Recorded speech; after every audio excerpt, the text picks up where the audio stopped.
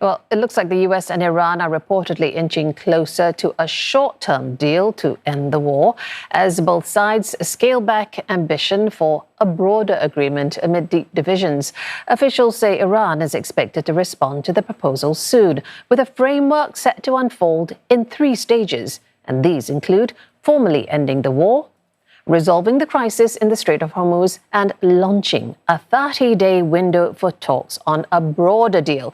U.S. President Donald Trump expressing optimism about a potential deal, saying the Iranian side is seeking to settle very badly and that it will all work out very quickly. But American officials caution that talks have previously collapsed at the last minute.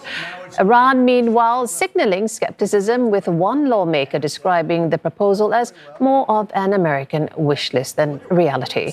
Tensions remain.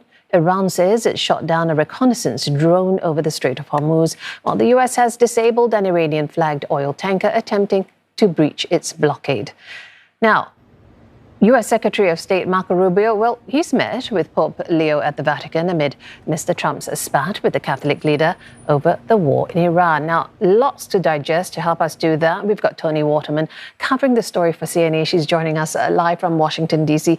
Toni, wondering if there's a reason to be optimistic about this staggered deal, a short term and then a grace period for prospects of a longer term. Can we take optimistic notes from that, given that wide gaps still remain?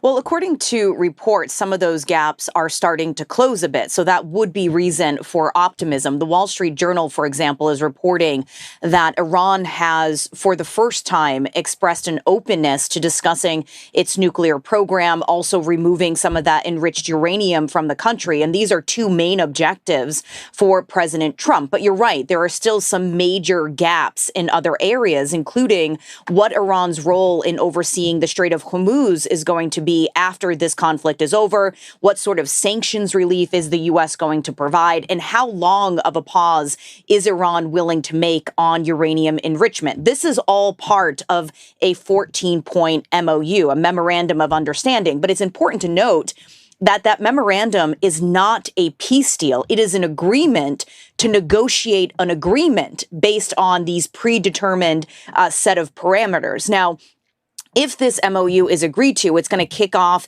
this 30 days of negotiation. It's also going to include the reopening of the Strait of Hormuz and the gradual removal of the U.S. blockade. With these talks, potentially face-to-face talks between the U.S. and Iran, potentially taking place in Pakistan as early as next week. According to reports, the White House is now awaiting Iran's response. That could take place perhaps later today. The Iranians would be handing over their response to the Pakistan mediators. We're also getting some significant news from Iran itself. According to state media, the president of the country, Pezeshkian, says that he has now met with the new supreme leader, Mojtaba Khamenei, for a 2.5-hour discussion in the statement on local media, referencing the need to strengthen unity, trust, and solidarity within the country's leadership structure. So the timing of this announcement quite significant as these talks proceed. The White House, of course, has been insisting that the fractured leadership inside Iran has really been the reason why why a deal has been delayed. The president, very optimistic, saying that talks are going very well, that Iran really wants to make a deal. But of course, we've heard this for many weeks now. You may have also heard me talk about Donald Trump and the Vatican not seeing eye to eye on several issues. But now Marco Rubio is being brought into the equation with a visit.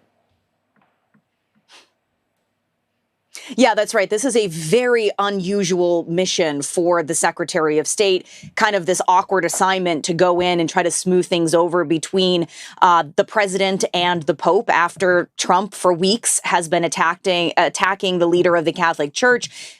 President Trump has said that Pope Leo is endangering Catholics, that he's weak, that he's terrible on foreign policy, and most recently that the Pope supports Iran having a nuclear weapon, which of course the Vatican rejects rejects. The Catholic Church doesn't believe anyone should have access to nuclear weapons. But the Pope has been a very vocal critic of President Trump's policies, not just the war in Iran, but also things like immigration, which, by the way, is nothing unusual for the head of the Catholic Church. But we have seen this very public rupture between the two. And Rubio has been trying to frame this visit really as, talking about religious freedom around the world, talking about Cuba, issues that the Vatican and the White House have worked on before. But it's interesting that they decided to send Rubio instead of Vice President J.D. Vance, who was a recent convert to Catholicism, but really upset a lot of Catholics when he said that the Pope should be careful when discussing theology.